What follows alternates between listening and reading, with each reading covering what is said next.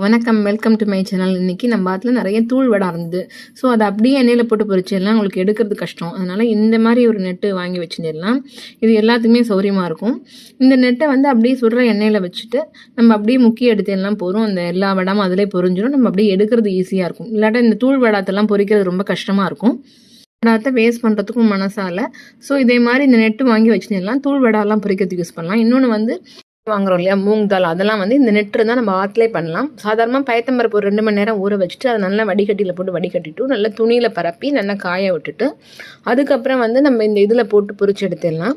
இந்த மாதிரி மூங் தால் மாதிரி ஈஸியாக பொரிக்கும். எண்ணெயில் போட்டு பொரித்து இதே மாதிரி சின்ன சின்ன சாமான்கள்லாம் பொரிக்கிறதுக்கு இந்த மாதிரி நெட்டை யூஸ் பண்ணிடலாம். சௌரியமாக இருக்கும். அதே மாதிரி கடலைப்பருப்பையுமே ஊற வச்சுட்டு நல்ல துணியில் வந்து பரத்தி ஆற்றுக்குள்ளே வந்து ஆற வச்சு நல்ல ஈரம் போக வச்சுட்டு அப்புறம் இந்த மாதிரி நெட்டில் போட்டு பொரிச்சிடலாம். கடலைப்பருப்பு அதை மிளகு உப்பு காரம்லாம் போட்டு பண்ணிடலாம். சூப்பராக இருக்கும்.